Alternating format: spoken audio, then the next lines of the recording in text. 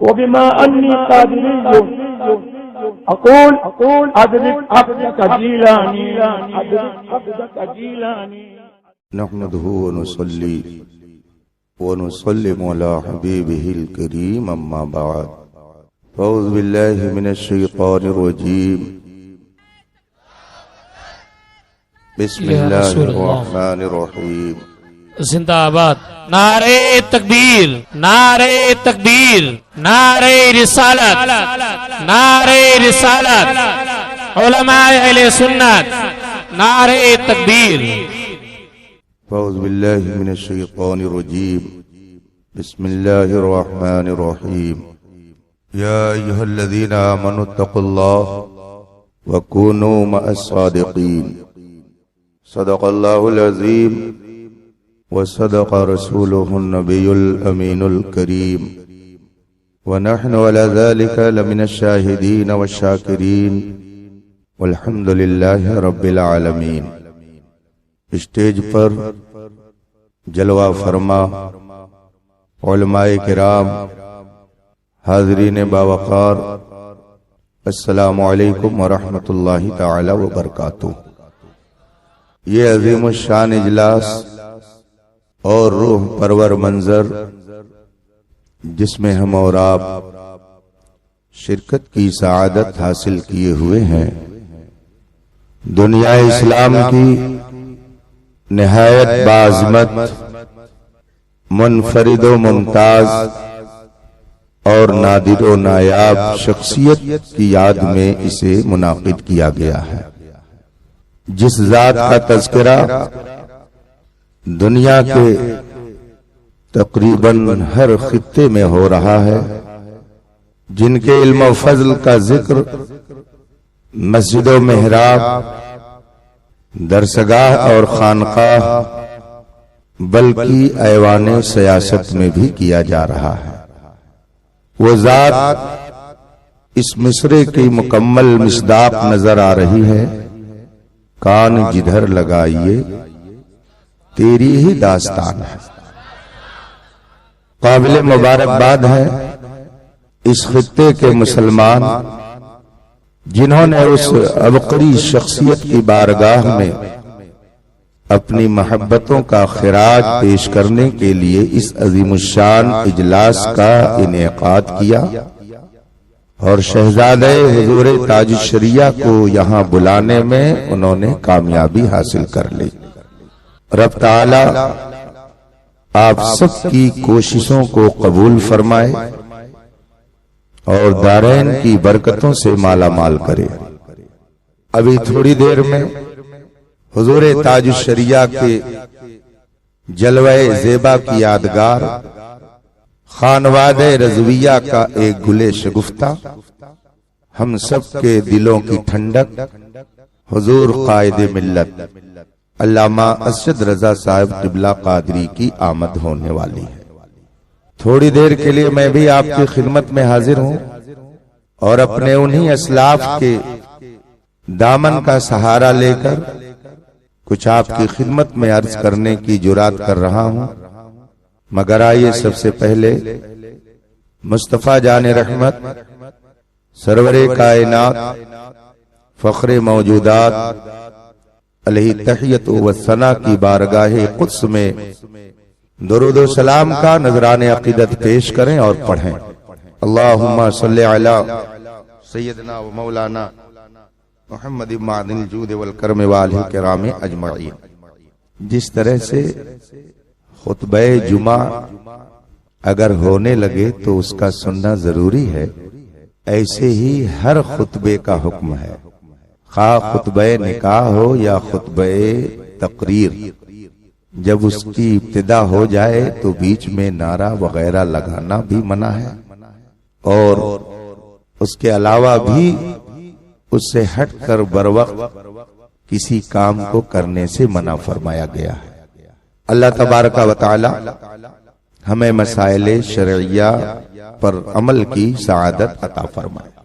اللہ رب العزت کا بے پناہ شکر اور اس کا کرم و احسان ہے کہ اس نے ہمیں اور آپ کو ایمان کی دولت عطا فرمائی. ہمارا ایمان ہے انسان کو جو بھی نعمتیں مل رہی ہیں وہ ساری نعمتیں خدا دیتا ہے۔ قرآن کریم کا ارشاد ہے وَمَا بِكُم مِّن نِّعْمَةٍ فَمِنَ اللَّهِ، تمہیں جو بھی نعمت مل رہی ہے سب خدا کی طرف سے، ہر نعمت وہی دیتا ہے، ذرے ذرے کا مالک وہی ہے، اسی لیے ہم اس کی بارگاہ میں صرف جھکتے ہی نہیں ہیں بلکہ اپنی پیشانی بھی جھکاتے ہیں، بلکہ اپنی ناک بھی ہم اس کے لیے زمین پر رگڑتے ہیں۔ یہ اس بات کا اظہار ہے کہ ہمیں جو کچھ بھی مل رہا ہے وہ خدا دے رہا ہے۔ کوئی مسلمان اس کے خلاف عقیدہ نہیں رکھتا ہے۔ جتنے انبیاء، جتنے مرسلین، جتنے اولیاء اور علماء اس دنیا میں آئے، سب نے یہی تعلیم دی۔ تمہارا وجود، تمہارا کر و فر، تمہاری شان و شوکت، دنیا کی تمہاری یہ ساری دولتیں، یہ سب خدا دیتا ہے۔ اس کی نعمتیں اپنے ہر بندے کے لیے عام ہے، مومن ہو یا غیر مومن، اس کی نعمتیں سب کو عام ہیں۔ لیکن اے مسلمانوں، آپ اپنی قسمت پر ناز کرو کہ اللہ نے آپ کو ایک نعمت ایسی دی کہ جو بہت کم لوگوں کو ملتی ہے۔ آپ کو ابھی اس کا اندازہ نہیں ہے، جب دنیا سے جائیں گے تب پتا چلے گا کہ اللہ نے ہمیں کتنی بڑی نعمت عطا فرمائی۔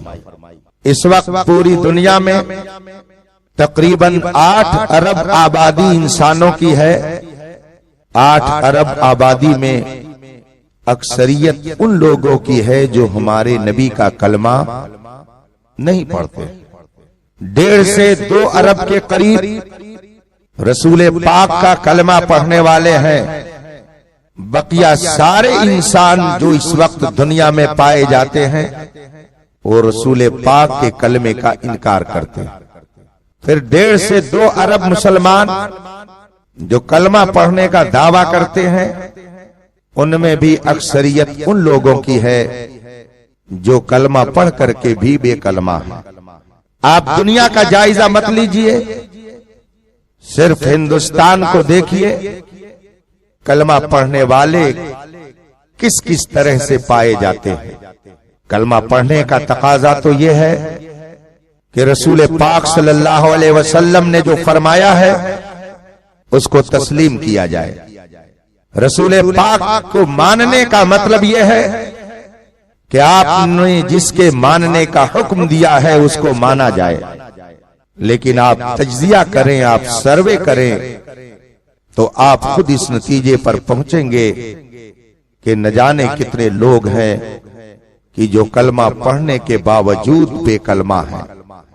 اسی ہندوستان میں کلمہ پڑھنے والوں کا ایک گروہ وہ ہے جو رسول پاک کا کلمہ تو پڑھتا ہے مگر رسول پاک کے صحابہ کی شان میں گستاخی کرتا، جبکہ رسول پاک قرآن کریم کی اس آیت کے ذریعہ ہم کو اپنے صحابہ کی عظمت بتا چکے۔ اللہ کا ارشاد نبی نے ہم تک پہنچا دیا، کلن وعد اللہ الحسنى، اللہ نے اپنے محبوب کے سارے صحابہ سے جنت کا وعدہ فرما لیا۔ سارے صحابہ قرآن کی اس آیت کریمہ کے مطابق اہل جنت۔ میرے آقا ارشاد فرماتے ہیں اصحابی کالنجوم بأیہم اقتدیتم اہتدیتم، میرے صحابہ ستاروں کی طرح سے ہیں، تم ان میں سے جس کی پیروی کرو گے اللہ تمہیں ہدایت دے گا۔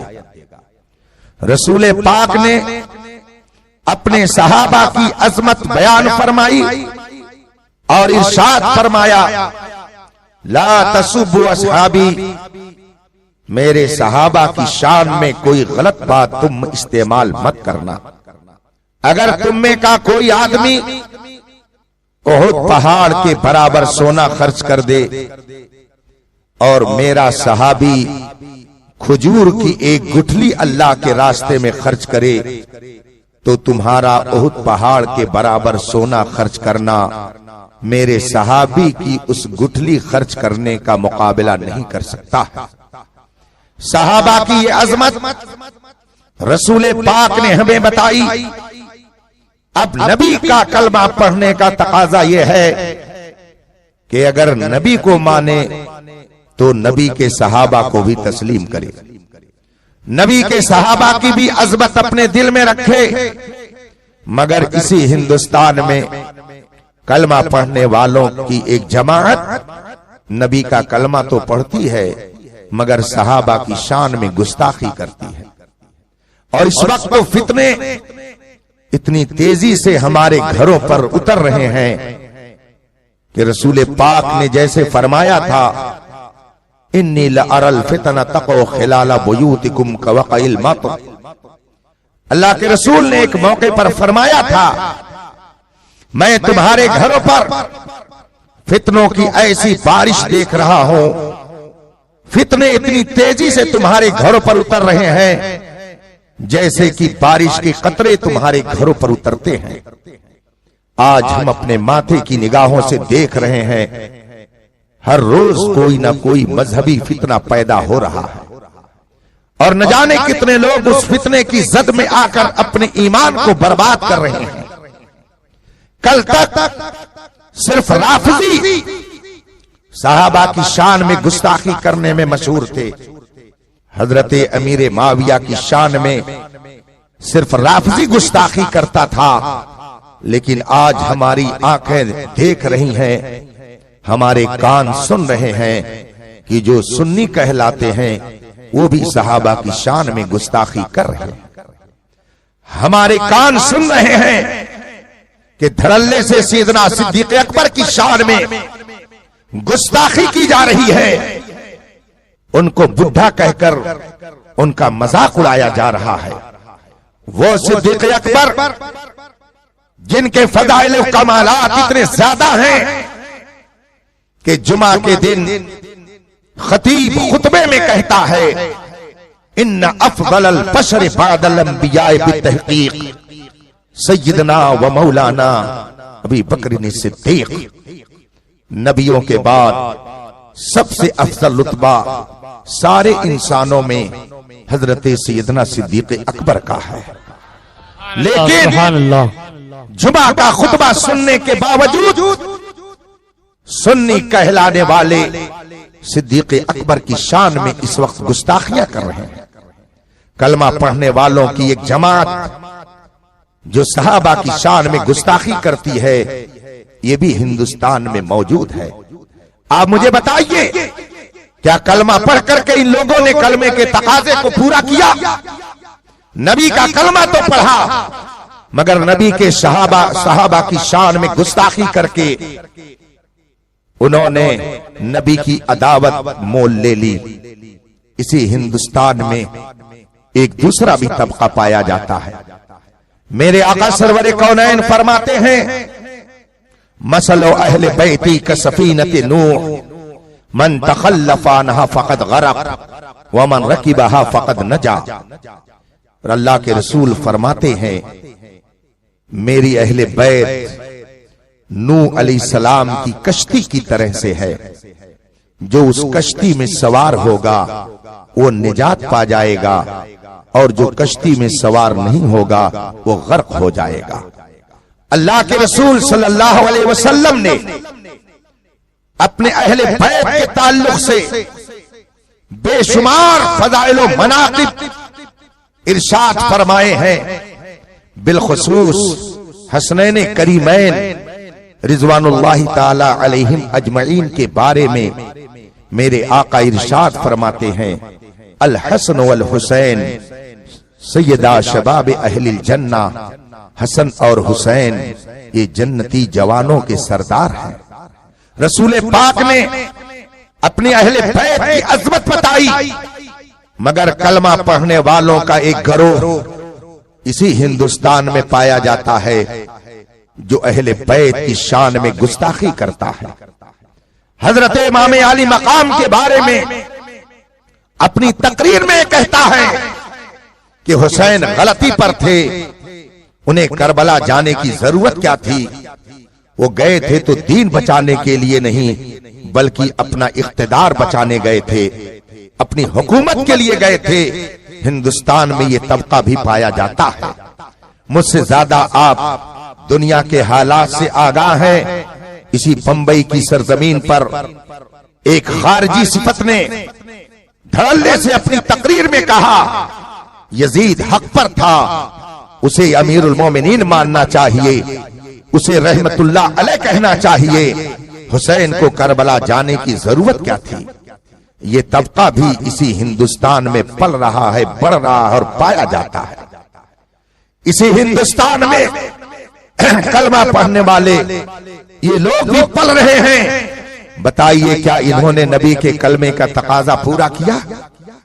رسول پاک ارشاد فرماتے ہیں العلماء ورثۃ الانبیاء، علماء انبیاء کے نائب ہیں، میرے بعد نبوت کا سلسلہ بند، مگر کار نبوت اور منصب نبوت کی ذمہ داریاں اب میرے بعد میرے نائبین علماء اٹھائیں گے، اور قیامت تک ان علماء کے ذریعہ دین چلتا رہے گا۔ رسول پاک ارشاد فرماتے ہیں العلماء ورثۃ الانبیاء، علماء نبیوں کے وارث اور ان کے نائب ہیں۔ اللہ کے رسول صلی اللہ علیہ وسلم نے نہ جانے کتنے مقام پر علماء حق کی عظمت کو بیان کیا۔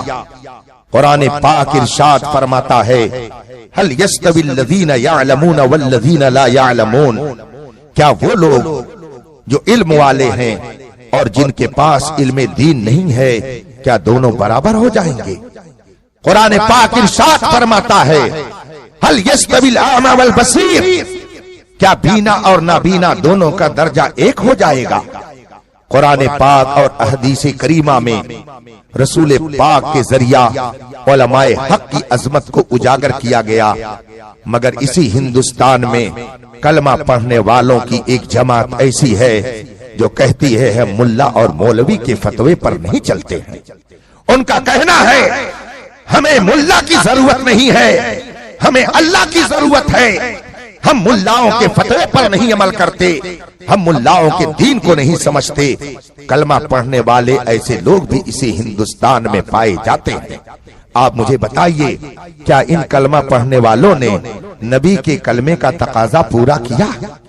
اسی ہندوستان میں وہ لوگ بھی پائے جاتے ہیں جو نبی کا کلمہ پڑھتے ہیں، مگر نبی کریم صلی اللہ علیہ وسلم کے علم پر نکتہ چینی کرتے ہیں، جبکہ قرآن ارشاد فرماتا ہے اے میرے محبوب آپ کا مقام یہ ہے کہ وَعَلَّمَكَ مَا لَمْ تَكُنْ تَعْلَمْ، جو نہیں جانتے تھے اللہ نے تجھے سب عطا کر دیا، سارا علم دنیا اللہ نے تمہیں دے دیا ہے۔ قرآن کی اس آیت سے ثابت ہوا کہ نبی سے دنیا کی کوئی شے پوشیدہ نہیں ہے، مگر کلمہ پڑھنے والی ایک جماعت کہتی ہے کہ نبی کو تو پیٹھ پیچھے کی بھی خبر نہیں ہے۔ آپ مجھے بتائیے کیا ایسے لوگوں نے نبی کے کلمہ پڑھنے کا تقاضا پورا کیا؟ کلمہ پڑھنے والوں کی ایک جماعت اسی ہندوستان میں پائی جاتی ہے جو نبی کا کلمہ تو پڑھتی ہے۔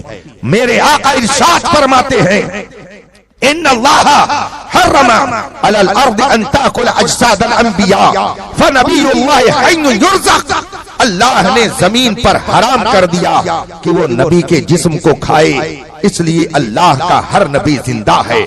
رسول پاک یہ فرمائیں، مگر کلمہ پڑھنے والوں کی ایک جماعت اسی ہندوستان میں پائی جاتی ہے جن کا کہنا ہے کہ نبی مر کر مٹی میں مل گئے، نبی اب تمہیں کیا دے سکتے ہیں، ان کا تمہارے اوپر اب کوئی حق نہیں ہے۔ کلمہ پڑھنے والے یہ لوگ بھی ہندوستان میں پائے جاتے ہیں۔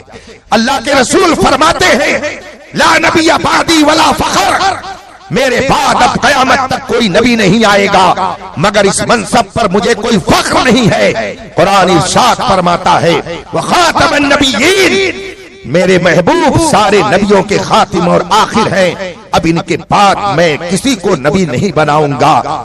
مگر کلمہ پڑھنے والوں کی ایک جماعت اسی ہندوستان میں پائی جاتی ہے جو کہتی ہے کہ رسول پاک کے بعد بھی دوسرا نبی آ سکتا ہے۔ آپ مجھے بتائیے کیا کلمہ پڑھنے والوں نے کلمے کے تقاضے کو پورا کیا؟ قرآن ارشاد فرماتا ہے وَمَنْ أَصْدَقُ مِنَ اللَّهِ قِيلًا، اللہ سے بڑھ کر کس کی بات سچی ہو سکتی ہے؟ اللہ سے بڑھ کر سچا کون ہو سکتا ہے؟ مگر کلمہ پڑھنے والوں کی ایک جماعت اپنی کتاب میں لکھتی ہے کہ اللہ بھی جھوٹ بول سکتا ہے، اللہ بھی معاذ اللہ کذب کا ارتکاب کر سکتا ہے۔ کلمہ پڑھنے والوں کی یہ جماعت بھی ہندوستان کے اندر پائی جاتی ہے۔ میں کس کس کو گناؤں؟ ایک ایک کر کے ان جماعتوں کو بے نقاب کر سکتا ہوں کہ جو کلمہ کی آڑ میں شہر دکھائے، شہر پلائے، قاتل جائن شوہر کش۔ اس مردار پہ کیا للچانا، دنیا دیکھی بھالی ہے۔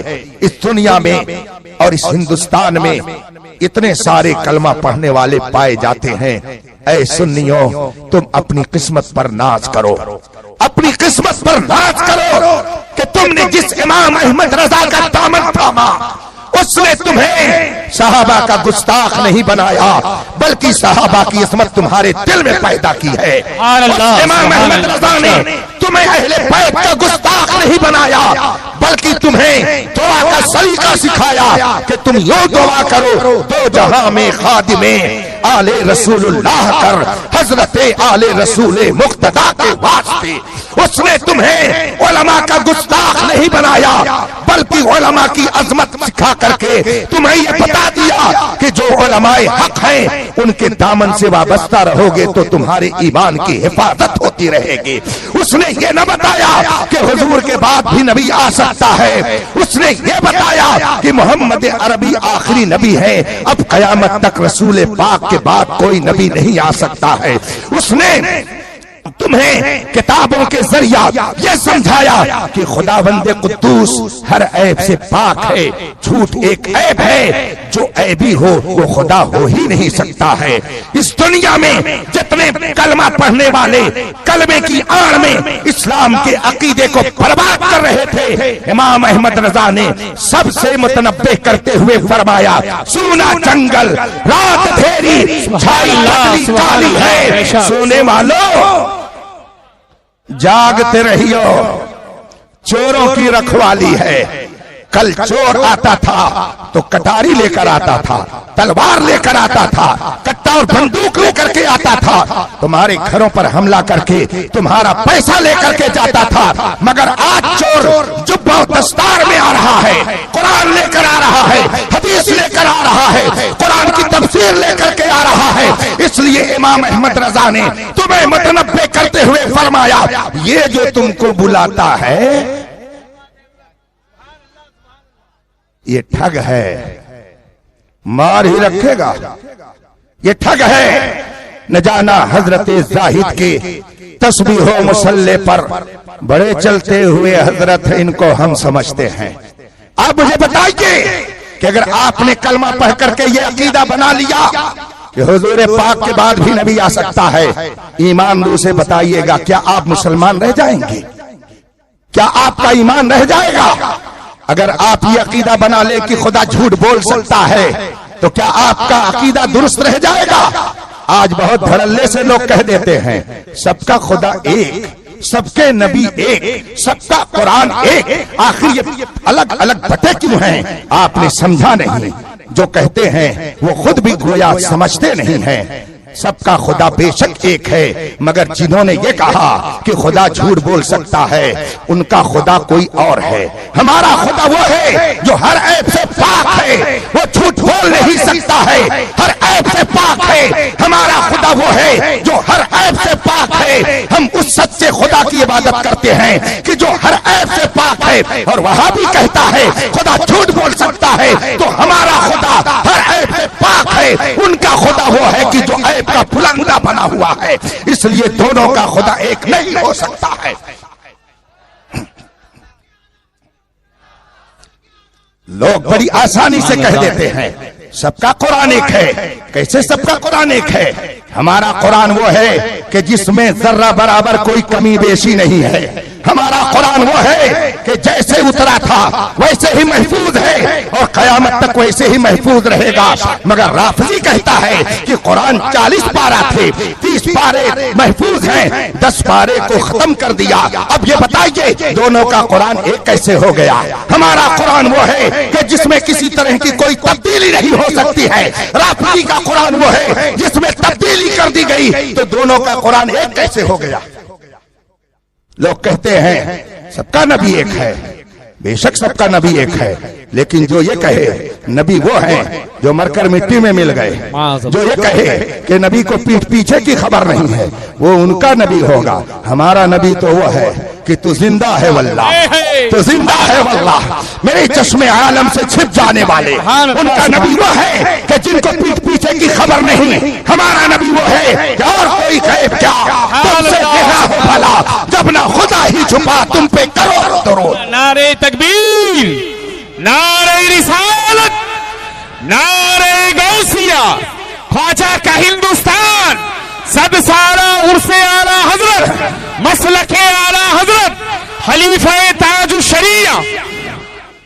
حضرات یہ فتنوں کا دور ہے، نہ جانے سنیت پر کیسی کیسی آفتیں آتی. امام احمد رضا خان کا اگر پہرا نہیں ہوتا اس ہندوستان میں نہ جانے کتنے چپ و دستار والے پیدا ہوئے. انہوں نے اپنی کتابوں میں کیا کیا لکھا.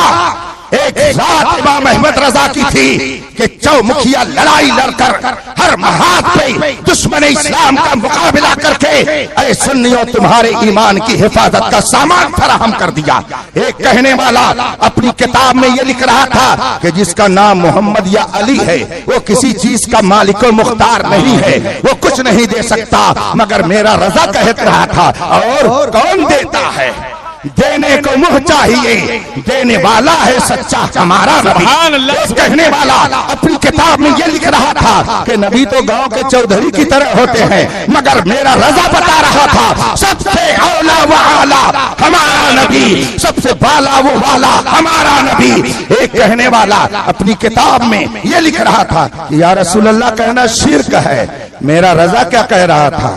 اے سنیوں، اے مسلمانوں، اے نبی پر کلمہ پڑھنے والوں، غیظ میں جل جائیں بے دینوں کے دل، یا رسول اللہ کی کثرت کیجئے.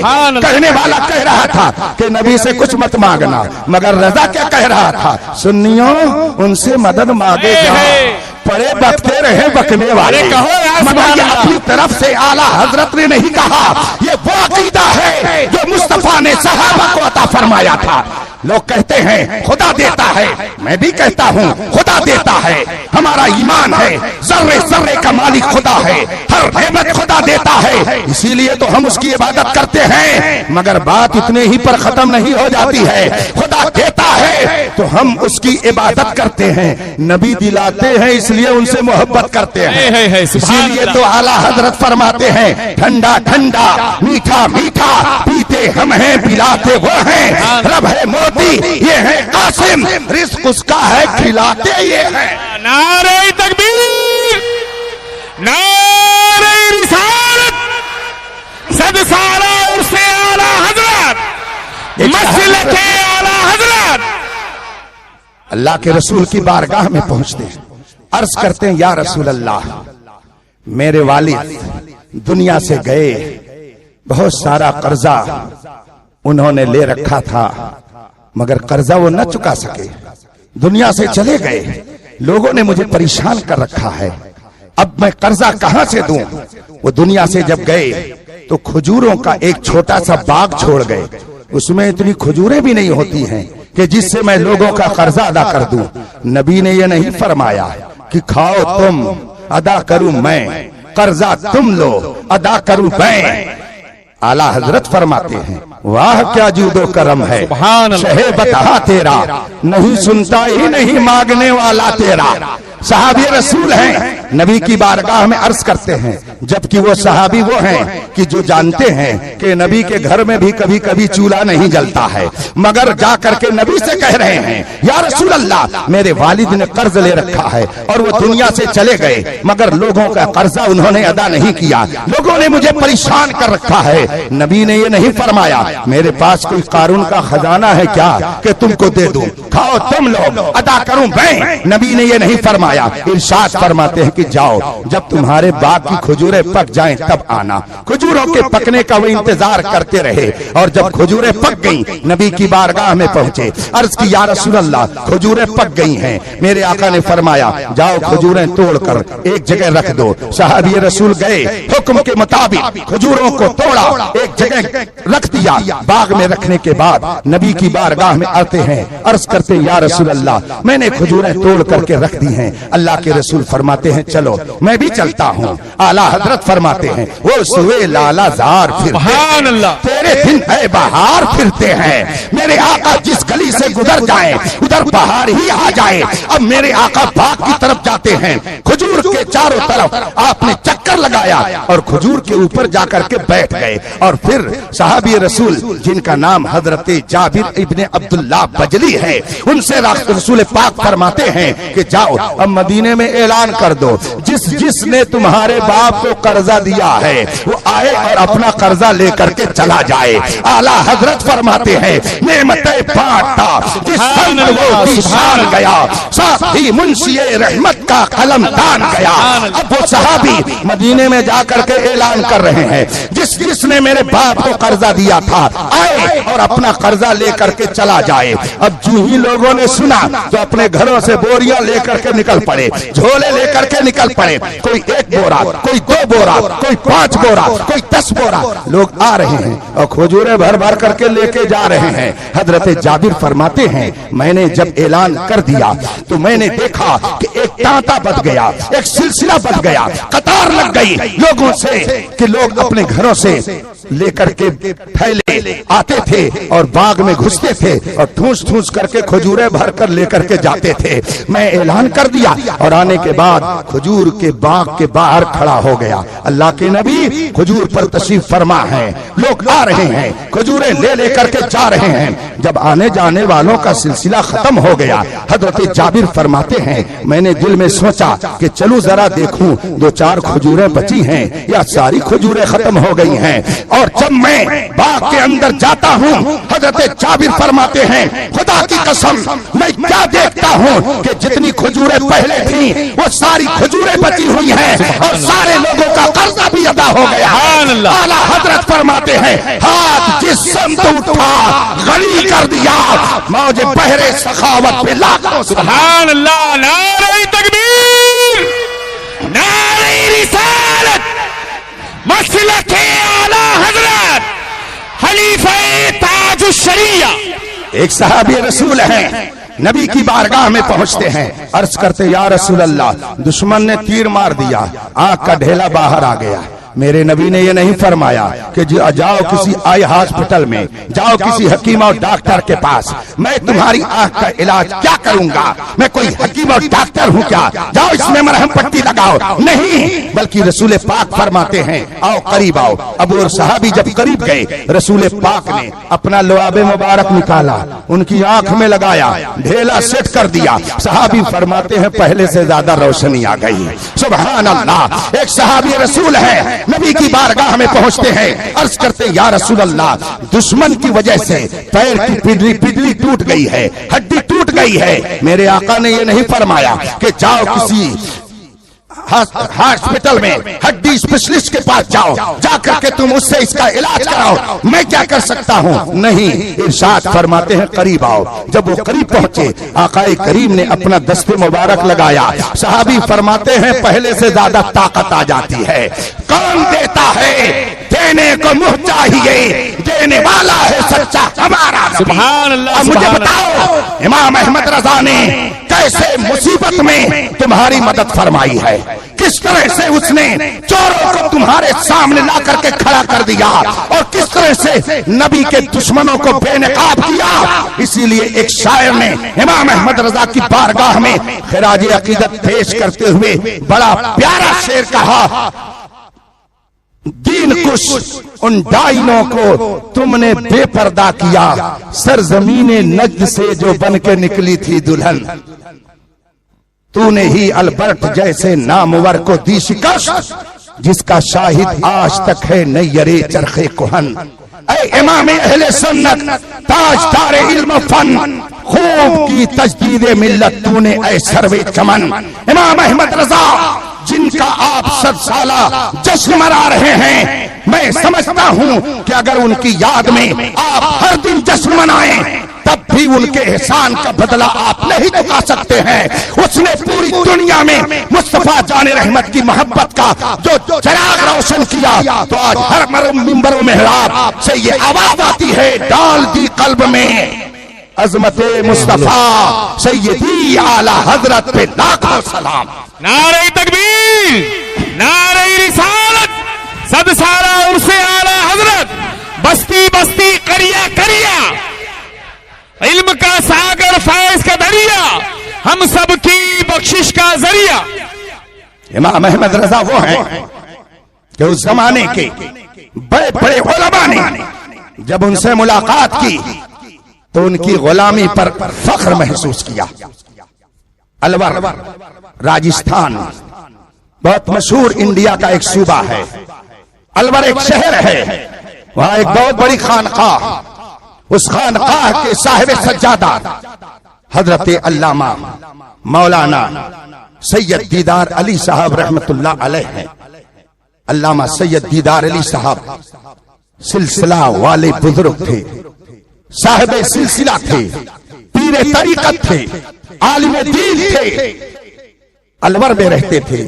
اعلی حضرت کا زمانہ تھا، اعلی حضرت کے خلیفہ صدر الافاضل علامہ سید نعیم الدین مراد آبادی رحمت اللہ علیہ کسی موقع پر تشریف لے گئے راجستھان کے اس علاقے میں۔ ملاقات ہوئی علامہ سید دیدار علی صاحب سے، صدر الافاضل نے ان سے فرمایا، کیا آپ نے بریلی کے اعلی حضرت سے ملاقات کی ہے؟ انہوں نے کہا نہیں۔ کہا کبھی موقع ملے تو ملاقات کر لیجئے گا، کبھی موقع ملے تو ان سے ملاقات کیجئے۔ علامہ سید دیدار علی صاحب نے فرمایا، نہیں بھائی، مجھے ان سے نہیں ملنا ہے، سنا ہے پٹھان آدمی ہیں، مزاج میں شدت ہے، مزاج بہت تیز ہے، بہت سخت ہے، پٹھان آدمی ہیں، مزاج میں شدت ہے، میں ان سے ملنے نہیں جاؤں گا۔ صدر الافاضل نے مسکرا کر فرمایا، کسی نے آپ سے غلط کہہ دیا ہے، کبھی اگر موقع ملے تو ضرور بریلی جائیے گا۔ انہوں نے کہا ٹھیک ہے۔ ایک موقع پر وہ اپنے مریدوں کے حلقے میں مراد آباد کی طرف آئے ہوئے تھے، اتفاق سے صدر الافاضل سے پھر ملاقات ہو گئی۔ کہا حضور بریلی یہاں سے قریب ہے، چلے جائیے۔ کہا ٹھیک ہے، موقع نکال کر کے جاتا ہوں۔ چنانچہ انہوں نے بریلی جانے کا ارادہ کر لیا، اور اپنے مریدوں سے فارغ ہو کر جب وہ بریلی شریف پہنچے، اتفاق سے غالباً عصر کی نماز کا وقت تھا۔ اعلی حضرت مسجد میں نماز پڑھنے کے لیے موجود تھے، جماعت کھڑی ہو رہی تھی۔ اتنے میں علامہ سید دیدار علی صاحب بہت تیزی سے پہنچے، اپنا سامان مسجد میں رکھا۔ آج کی طرح سے پانی کا ایسا انتظام نہیں تھا، کنویں سے پانی نکالا جاتا تھا، لوٹے میں پانی بھر کر کے وضو کیا جاتا تھا۔ اس زمانے میں پانی بھرنے کے لیے وہاں پر ملازم بھی رہتے تھے، ان کو بھشتی کہا جاتا ہے۔ اتفاق سے سید دیدار علی صاحب رحمت اللہ تعالی علیہ جب پہنچے کنویں پر لوٹا لے کر، تو دیکھا ایک بھشتی کا نابالغ بچہ پانی نکال رہا تھا۔ آپ نے اس کے سامنے لوٹا رکھ دیا اور کہا بیٹے ذرا جلدی سے اس میں پانی ڈال دے تاکہ میں وضو کر لوں اور جماعت میں شریک ہو جاؤں۔ اتنا جو علامہ سید دیدار علی صاحب نے فرمایا تو بھشتی کا لڑکا کہتا ہے، حضرت اگر میرے دیے ہوئے پانی سے وضو کرنا جائز ہو تو لیجئے وضو کر لیجئے، میں پانی دے دیتا ہوں۔ علامہ سید دیدار علی صاحب فرماتے ہیں کہ میں نے بھشتی کے اس نابالغ بچے سے جب یہ سنا تو مجھے اپنی حیثیت کا پتہ چل گیا کہ بریلی کے احمد رضا کی گلی میں رہنے والے بھشتی کے بچے کا جب یہ علم ہے تو بھلا احمد رضا کا علم کیسے ہے؟ سبحان نعرہ تکبیر، نعرہ رسالت، صد سالہ عرس اعلی حضرت۔ اس اعلی حضرت کی گلی کی بات آ گئی ہے تو ذرا میں بھی اپنا ایک واقعہ سنا دوں۔ الحمدللہ تقریباً 30 سال ہو گئے ہوں گے میں رضا کے در کی غلامی پر فخر کرتا ہوں، بلکہ اب تو میں یہ کہتا رہتا ہوں کہ جب تک بکے نہ تھے تو کوئی پوچھتا نہ تھا، اس نے ہمیں خرید کے انمول کر دیا۔ یہ ہمارا نہیں احسان ہے کہ ہم احمد رضا کا ذکر کرتے ہیں، یہ اس کا احسان ہے کہ اس نے ہمیں اپنے غلاموں میں شامل فرمایا ہے۔ یہ اس کا کرم ہے کہ اس نے ہمیں اپنے علم سے فیض یاب فرمایا ہے۔ بہت سال پہلے کی بات ہے، عرس رضوی کا موقع تھا۔ چند علماء ایک جگہ مسجد بی بی میں بیٹھے ہوئے تھے مظہر اسلام میں بھی ان سے ملاقات کرنے کے لیے گیا۔ دیکھا تو چند علماء میرے احباب میں بیٹھے ہوئے تھے۔ ایک صاحب نے خورما نکالا، کہا پانی پی لیجئے۔ ابھی ہم لوگ خورما کھا ہی رہے تھے کہ ایک نابالغ بچہ ادھر سے گزرا۔ یہ میرے ساتھ جو واقعہ ہوا وہ سنیے، ایسے ہی گزرا۔ ہم میں سے ایک مولانا صاحب نے اس بچے کو بلایا اور کہا یہ لوٹا ہے، ذرا بیٹے نیچے سے پانی لے آؤ۔ وہ برجستہ کہتا کیا ہے کہ نابالغ کے لائے ہوئے پانی کو استعمال کرنا جائز نہیں ہے۔ اتنا کہا اور آگے چلا گیا۔ ایک دوسرا شخص رکشے پہ جا رہا تھا، بریلی شہر کا واقعہ ہے، پان کھائے ہوئے تھا، رکشہ چلا رہا تھا۔ اتفاق سے پچھم کی رخ پر وہ رکشہ چلا جا رہا تھا۔ پان کھانے والے نے پان تھوکا تو اتفاق سے اگل بغل نہیں بلکہ آگے کی طرف تھوک دیا۔ رکشے وان نے دیکھ لیا، کنارے کیا رکشہ، کہا جناب اتر جائیے۔ کہا کیوں اتر جاؤں، میں نے وہاں تک جانے کے لیے کرائے پر رکشہ لیا ہے۔ کہا آپ مسلمان ہیں اور پچھم کی طرف تھوک رہے ہیں، جو پچھم کا احترام نہ کرے ہم اس کو اپنے رکشے پر سوار نہیں ہونے دیتے ہیں۔ یہ بریلی کے امام احمد رضا کی گلی میں رہنے والے رکشوان کا ادب ہے۔ یہ ادب کس نے سکھایا؟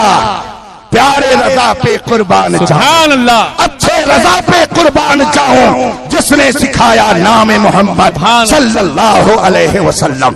علامہ سید دیدار علی صاحب نماز سے فارغ ہوئے، اعلیٰ حضرت جا کر کے اپنی بیٹھکے میں بیٹھ گئے تھے۔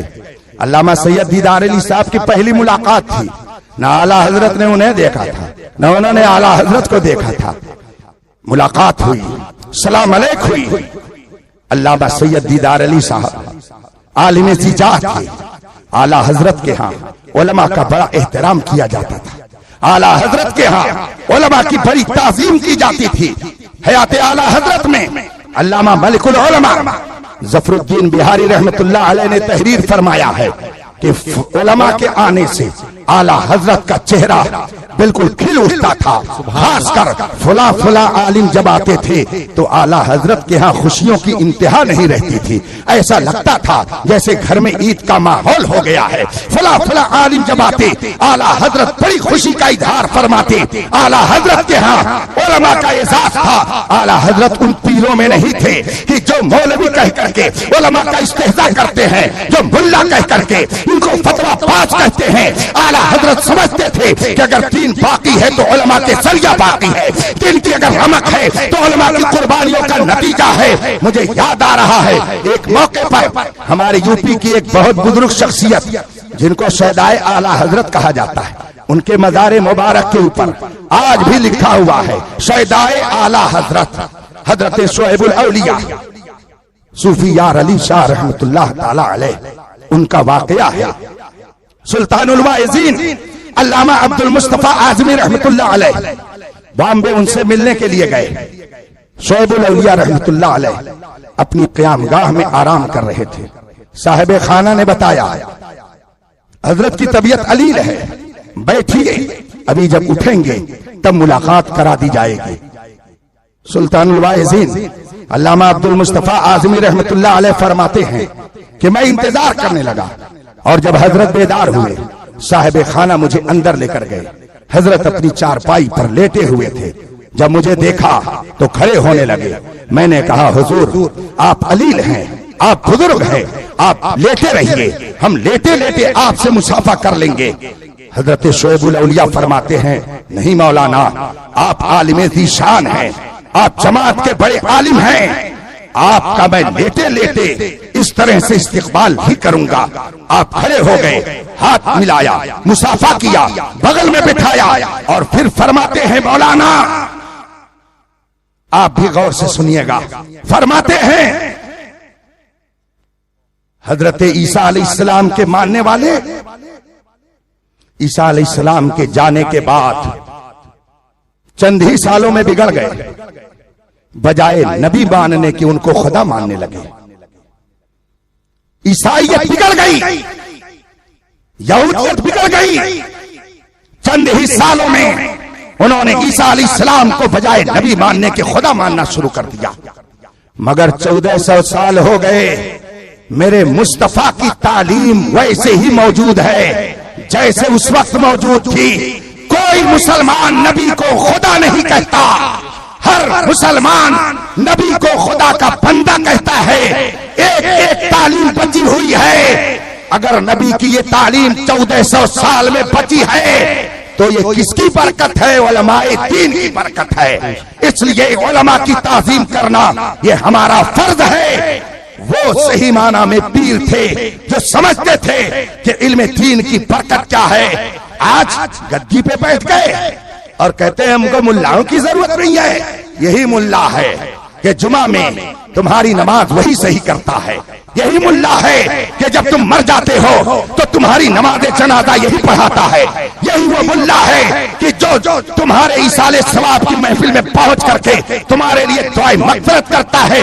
وہ پیر نہیں ہے جو علماء کی توہین کرتا ہے، وہ حقیقت میں گمراہ ہے، اس لیے کہ علماء دین کا مذاق اڑانا یہ علماء نے کفر فرمایا ہے۔ اعلیٰ حضرت کہاں پہنچے؟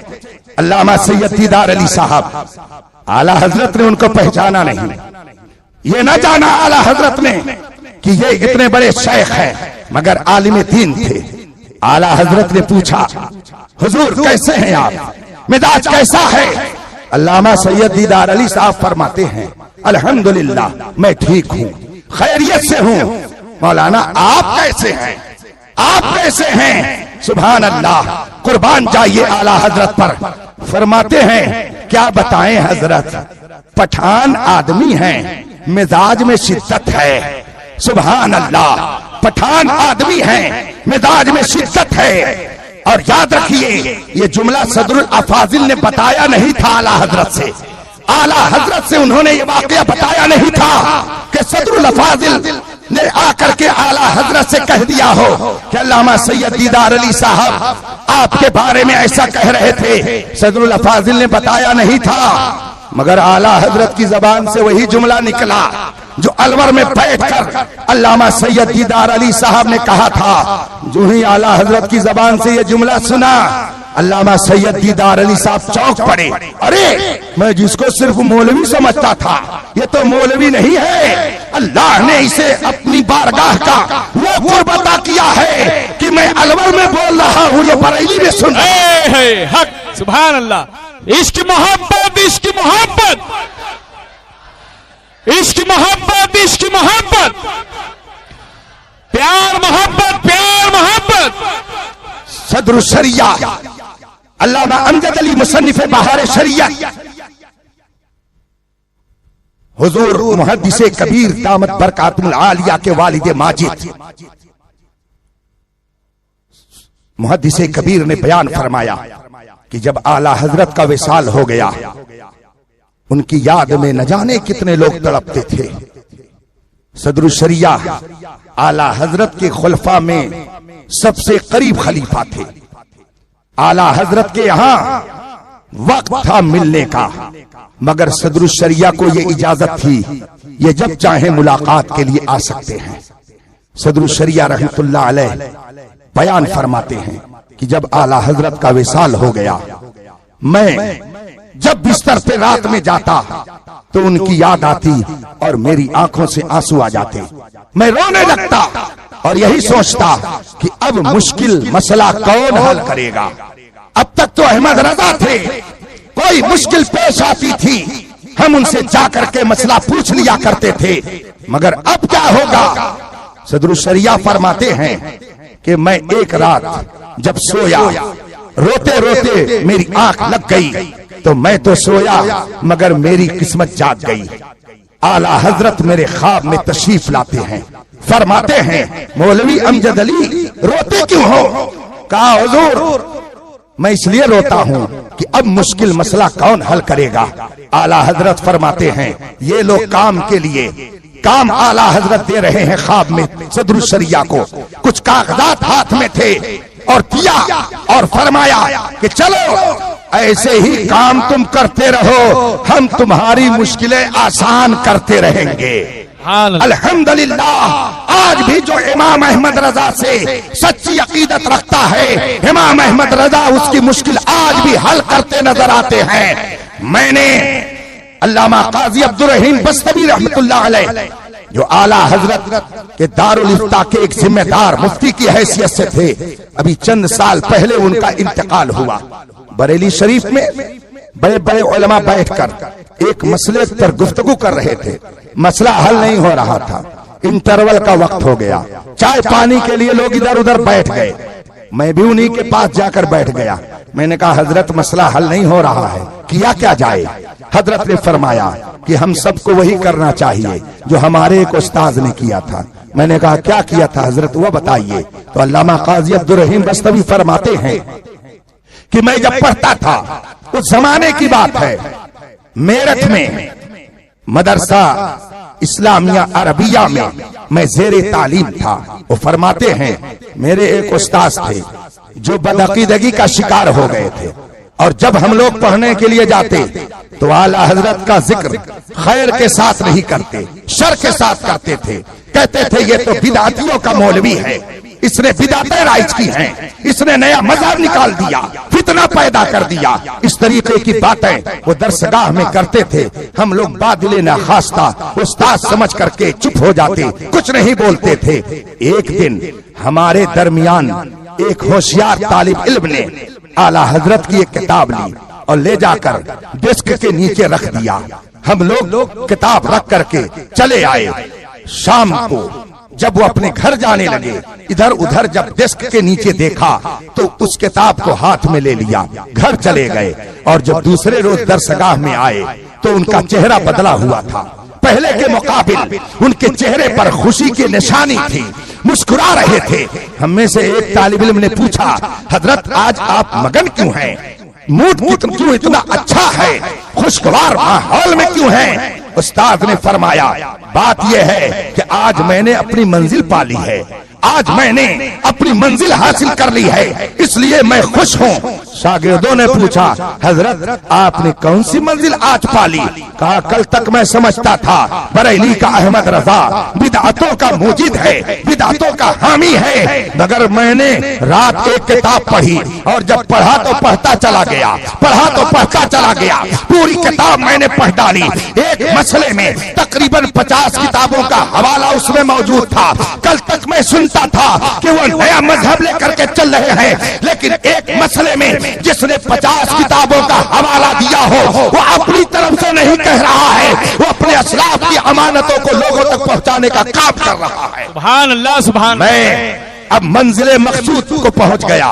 پھر وہ فرماتے ہیں آگے سنیے، فرماتے ہیں کہ ایک روز پھر وہ موڈ میں تھے، کہنے لگے کہ آج رات میں نے حاضرات کا عمل کیا۔ یہ عمل جانتے ہیں کیا ہوتا ہے؟ اس میں آدمی کچھ وظیفہ پڑھتا ہے، رات میں وظیفہ پڑھ کے جب سوتا ہے تو جس نیت سے وہ سوتا ہے رات میں اس کو کچھ باتیں نظر آتی ہیں۔ علامہ قاضی عبدالرحیم صاحب فرماتے ہیں میرے استاذ نے اس روز حاضرات کا عمل کیا اور کہا کہ آج میں نے سوچا کہ اعلیٰ حضرت سے میں ملاقات کروں گا خواب میں، چنانچہ حاضرات کا عمل کر کے وہ سو گئے، اور رات میں جب سوئے تو اعلیٰ حضرت خواب میں تشریف لائے۔ ان کے استاد فرماتے ہیں کہ میں نے جلدی کئی مسئلہ اعلیٰ حضرت سے پوچھا اور اس کے بعد میں اعلیٰ حضرت مجھ سے فرماتے ہیں مولانا جلدی پوچھئے جو پوچھنا ہے، ابھی میرے ذمہ بہت کام ہے، اتنا کہہ کر کے اعلیٰ حضرت چلے جاتے ہیں۔ میں نے کہا حضرت پھر کیا کہنا چاہتے ہیں؟ قاضی عبدالرحیم بستوی نے کہا علیہ رحمت و رضوان کہ سب لوگ چلو مزار اعلیٰ حضرت پر مراقبہ کرو، انشاءاللہ اعلیٰ حضرت آج بھی اپنے چاہنے والوں کی مدد فرمائیں گے اور مشکل کو حل کرتے نظر آئیں گے۔ الحمدللہ جو اعلیٰ حضرت سے سچی عقیدت رکھتا ہے اعلیٰ حضرت آج بھی اس کی مکمل حمایت کرتے ہیں۔ بے شک اور اگر آپ دیکھنا چاہتے ہو تو میرے تاج الشریعہ کو دیکھ لیں، کتنی مخالفت کی لوگوں نے، نکالی سینکڑوں نہریں کہ پانی کچھ تو کم ہوگا، یہ خانقاہ الگ کہہ رہے ہیں، وہ مولوی الگ کہہ رہا ہے، جس کو چلنے کا شعور نہیں وہ تاج الشریعہ پہ تبرہ کر رہا تھا، جس کو چلنے کا سلیقہ نہیں وہ تاج الشریعہ کے علم کو ناپنے کی کوشش کر رہا تھا، لیکن دنیا نے دیکھ لیا کہ نکالی سینکڑوں نہریں کہ پانی کچھ تو کم ہوگا مگر پھر بھی میرے دریا کی طغیانی نہیں جاتی۔ دنیا نے دیکھ لیا کہ سارے ہندوستان کی خانقاہوں کے پیرانے طریقات، ساری درسگاہیں، سارے علماء ان کے جانے پر کس طریقے سے سوگوار نظر آئے، اور دنیا نے دیکھ لیا من کان للہ کان اللہ لہ، جو خدا کا ہو جاتا ہے تو خدا بھی اس کا ہو جاتا ہے، اور خدا جس کا ہو جاتا ہے خدا ہو جاتی ہے۔ بے شک بے شک حضور تاج الشریعہ اعلیٰ حضرت کے مشن کے سچے ترجمان تھے، اعلیٰ حضرت کے مشن کے سچے نقیب تھے۔ وہ فتویٰ چہرہ دیکھ کر نہیں دیتے تھے، جو چہرہ دیکھ کر کے فتویٰ دیتے ہیں جب چہرہ بدلے گا تو فتویٰ بھی بدلے گا، لیکن جو قرآن اور حدیث کو دیکھ کر کے فتویٰ دیتا ہے تو نہ قرآن بدلے گا نہ حدیث بدلے گی تو اس کا فتویٰ بھی نہیں بدلتا ہے۔ حضور تاج الشریعہ انہی نفوس قدسیہ میں تھے کہ جنہوں نے قرآن و حدیث کی روشنی میں اپنی زندگی اس طرح سے گزاری کہ دنیا کے کسی گوشے میں گئے، وہاں دیکھ کر کے حالات کو اپنا فتویٰ نہیں بدلا بلکہ لوگوں کا مزاج بدل دیا۔ مجھے اچھی طرح سے یاد ہے ایک موقع پر ایک واقعہ پیش آیا، دبئی کے اندر حضور تاج الشریعہ تشریف فرما تھے، مارکیٹ میں ایک مسجد، اس کی دیکھ ریکھ کرنے والا ایک ایران کا بہت بڑا تاجر سنی مسلمان، اسے جب معلوم ہوا کہ تاج الشریعہ تشریف فرما ہے حضرت کی بارگاہ میں گیا، اس نے دعوت دی حضور میرے غریب خانے پر تشریف لائیں۔ حضور تاج الشریعہ نے اس کی دعوت کو قبول کر لیا، تشریف لے گئے، گفتگو لمبی ہو گئی، اتفاق سے مغرب کا وقت ہو گیا۔ تاج الشریعہ نے فرمایا کہ مجھے چلنے دیجئے، میں اپنی قیام گاہ پر جاؤں گا۔ کہا حضور مغرب کا وقت ہو گیا ہے، نماز یہیں پڑھ لی جائے۔ تاج الشریعہ نے فرمایا کہ آپ کی مسجد میں مائک پر نماز ہوتی ہے، میں مائک پر نماز نہیں پڑھاتا، میں چلا جاتا ہوں اپنی قیام گاہ پر، میں یہاں مائک پر نماز نہیں پڑھاؤں گا۔ ایرانی تاجر نے کہا حضور آج بغیر مائک کے نماز پڑھی جائے گی مگر نماز آپ ہی پڑھائیں گے۔ اب حضور تاج الشریعہ نے مغرب کی نماز پڑھائی، مائک ہٹا دیا گیا۔ مارکیٹ کی مسجد مغرب کی نماز میں ویسے بھی بھیڑ ہو جاتی ہے اور بھی بھیڑ ہو گئی، لوگ اپنی عادت کے مطابق مائک کا انتظار کر رہے تھے مگر جب مائک سے آواز نہیں آئی تاج الشریعہ نے نماز پڑھا دی، بغیر مائک کے نماز ہو گئی۔ پیچھے کچھ لوگوں کی نمازیں ڈسٹرب ہوئی ہوں گی، جب نماز ختم ہو گئی لوگ آپس میں چیمی گوئی کرنے لگے۔ جو مسجد کے درشتیوں میں اہم آدمی تھا وہ باہر نکلا، پوچھا کیا بات ہے، کیوں آپ لوگ گفتگو کر رہے ہیں؟ کہا ہم لوگوں کو پتہ ہی نہیں، نماز ہو گئی، نماز پتہ نہیں ہوئی کہ نہیں ہوئی، ہم کو کیا معلوم۔ اس ایرانی تاجر نے کہا سنو، آج تک تم لوگوں نے جو نمازیں پڑھی ہیں اس کے بارے میں تو میں نہیں کہہ سکتا کہ قبول ہوئی ہے کہ نہیں قبول ہوئی ہے، مگر آج میرا وجدان بول رہا ہے کہ جس عالم کی اقتدا میں تم نے مغرب کی نماز پڑھی ہے خدا کے کرم سے یہ نماز ضرور قبول ہوئی ہوگی، اس لیے کہ اس نماز کا پیشوا اور امام کوئی عام آدمی نہیں تھا، ہندوستان کا شیخ آدم تھا جس کی اقتدا میں تم نے آج مغرب کی نماز ادا فرمائی ہے۔ نعرہ تکبیر، نعرہ رسالت، صد سالہ عرص اعلیٰ حضرت۔ رفیقان محترم، آج ہم اور آپ ان عظیم بزرگوں کی بارگاہ میں خراج عقیدت پیش کرنے کے لیے آئے ہیں کہ جنہوں نے پوری دنیا سنیت پر ایسا عظیم احسان فرمایا ہے، ایسا عظیم احسان فرمایا ہے کہ دنیا بھر کے مسلمان ان کے احسان کا بدلہ نہیں چکا سکتے ہیں۔ 1000 کتاب لکھ کر امام احمد رضا نے ہمارے اور آپ کے علم اور ایمان کی حفاظت فرمائی ہے۔ وہ کون سا مسئلہ ہے کہ جس پر دیا بنانے بد مذہبوں نے تیشا زنی کی، کلہاڑی چلانے کی کوشش کی، اسے ختم کرنا چاہا اور بریلی کے احمد رضا نے اس کی حفاظت نہ کی ہو؟ ایک آدمی نے لکھ دیا اپنی کتاب میں کہ کھڑے ہو کر کے تم سلام پڑھتے ہو، یہ کہاں لکھا ہوا ہے؟ امام احمد رضا تک جب یہ مسئلہ آیا تو آپ نے پوری ایک کتاب لکھ دی، اقامت القیامہ علی طائن القیام لنبی تہامہ، اور پوری کتاب میں دلائل کے انبار لگا کر کے آپ نے یہ ثابت کر دیا کہ کھڑے ہو کر کے مصطفیٰ جان رحمت کی بارگاہ میں سلام پیش کرنا یہ تعظیم اور ادب ہے، اور نبی کی تعظیم کرنے کا ہمیں قرآن نے حکم دیا ہے۔ اس لیے یہ بدعت اور ناجائز نہیں ہے، بلکہ یہ حدیث پاک پر عمل اور قرآن پاک پر عمل کے مترادف ہے۔ ہم قرآن و حدیث پر عمل کر کے اپنے نبی کی تعظیم کرتے ہیں، ہم بدعت اور ناجائز نہیں کرتے ہیں۔ ایک شخص نے لکھ دیا کہ تم لوگ جو اپنے کفن پر کچھ باتیں لکھ دیتے ہو، کفنی بنا کر کے ڈال دیتے ہو، شجرات لکھ کر کے جو قبروں میں ڈال دیتے ہو، یہ ناجائز اور بدعت ہے۔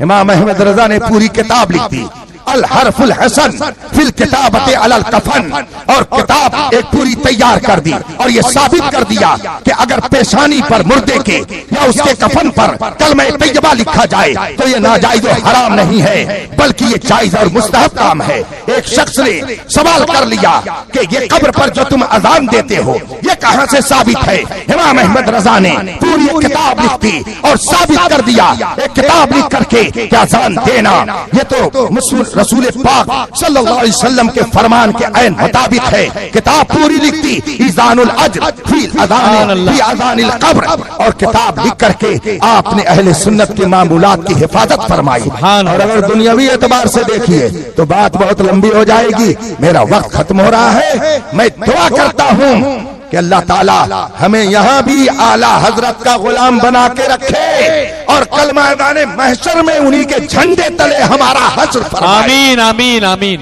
رب تعالیٰ ہم سب کو مسلک اعلیٰ حضرت پر قائم رکھے اور حضور تاج الشریعہ کی تعلیمات پر عمل کی توفیق عطا فرمائے۔ ان کے شہزادے آنے ہی والے ہیں۔ اعلیٰ حضرت رضی اللہ تعالی عنہ کے خانوادے کی نسبت ہی ہم لوگوں کے لیے بہت ہے۔ ہم تو نسبتوں کا احترام کرتے ہیں، اور ایسا احترام کہ یہ کپڑا ہے، اس سے ہم نے منہ پوچھا، اپنی ناک پوچھی، ہاتھ پوچھا، پیر پوچھا، لیکن اگر اسی کپڑے کے ٹکڑے کو قرآن کریم کا جزدان بنا دیا گیا تو قرآن کی نسبت نے اب اس کپڑے کو اتنا محترم کر دیا کہ اب اسے ہم ناک نہیں پوچھتے ہیں بلکہ آنکھوں سے لگاتے ہیں، ہم اسے اپنے ہونٹ سے لگاتے ہیں۔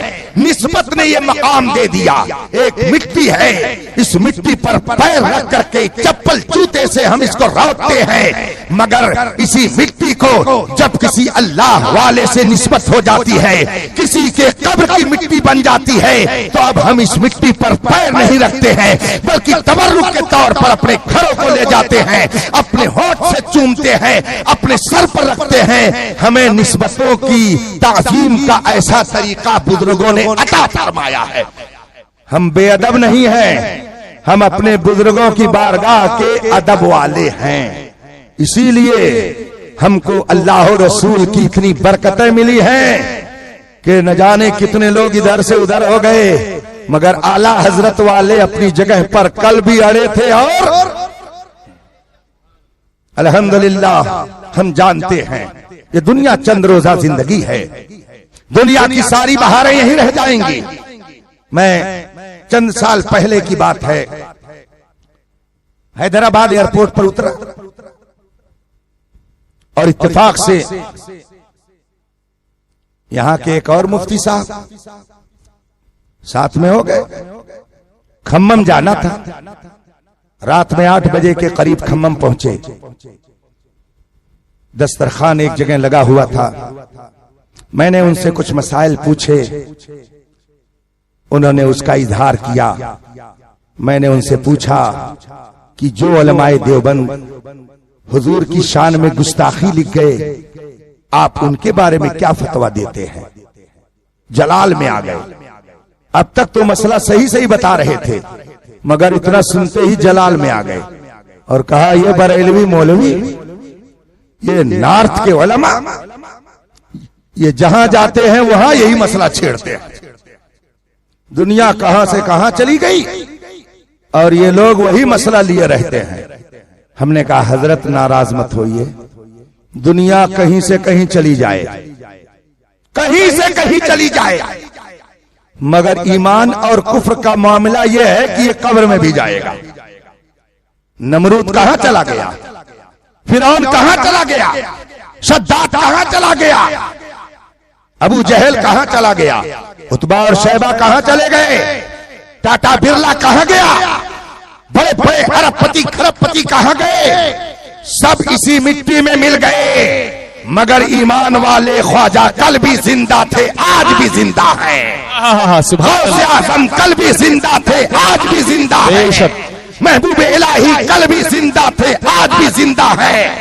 یہ ایمان ہے, ایمان یہ قبر میں بھی جائے گا. اعلیٰ حضرت نے ہمیں بتایا ہے, یا رسول اللہ زمین و زبان تمہارے لیے, مکین و مکان تمہارے لیے, چنین و چنا ہم آئے یہاں اور اٹھیں بھی وہاں. تو یہ وہ چیز ہے کہ جو قبر میں بھی ساتھ جائے گی. آپ کیسے کہہ رہے ہیں کہ دنیا کہاں سے کہاں چلی گئی؟ یہ بریلوی مولوی اسی میں ہیں. یہ بریلوی جانتے ہیں کہ لحد میں عشق رخ شہ کا داغ لے کے سبحان اللہ اندھیری رات سنی تھی چراغ لے کے چلے. یہ بریلوی جانتے ہیں کہ یہ بلڈنگ, یہ عمارت, یہ دنیا کی دولت قبر میں کچھ نہیں جائے. آنکھ بند, سب ختم. ماں کی محبت جس پر ہماری جان قربان, لیکن کوئی ماں آج تک ایسی نہ ملی کہ جو اپنے جوان بیٹے کے مرنے کے ساتھ ساتھ قبر میں جا کر کے لیٹ گئی ہو. کوئی بھائی ایسا نہیں کہ جو اپنے جوان بھائی کے جنازے کے ساتھ قبر میں سونے کے لیے تیار ہو. کوئی باپ ایسا نہیں کہ جو اپنے جوان بیٹے کی میت کے ساتھ وہ بھی قبر میں سو جائے. کوئی دوست ایسا نہیں کہ جو قبر میں اپنے دوست کے ساتھ جائے. سب منو بھر مٹی کے نیچے دفن کر کے گھر آ جائیں گے. رو دھو کر کے ماں بھی اپنے کام میں لگ جائے گی, باپ بھی اپنے بزنس میں لگ جائے گا, بھائی اپنے کاروبار میں لگ جائے گا. قبر میں کیا ہو رہا ہے کوئی نہیں جائے گا. مگر اے سنیو, تم کو اعلیٰ حضرت نے سہارا دے دیا. فرماتے ہیں اگر تم قبر میں نبی کی محبت لے کر کے جاؤ گے تو قبر میں لہرائیں گے. حسن چشمے نور کے جلوہ فرما ہوگی جب طلعت رسول اللہ کی. اسی لیے اعلیٰ حضرت فرماتے ہیں, یا رسول اللہ تجھے جانا تجھے مانا نہ رکھا غیر سے کام, للہ الحمد میں دنیا سے مسلمان گیا. اگر آپ نے اپنے ایمان کی حفاظت کر لی اور بہروپیوں سے اپنے آپ کو بچا لیا تو یہاں بھی کامیاب رہیں گے اور وہاں بھی کامیاب رہیں گے. وآخر دعوانا ان الحمدللہ رب العالمین. السلام علیکم.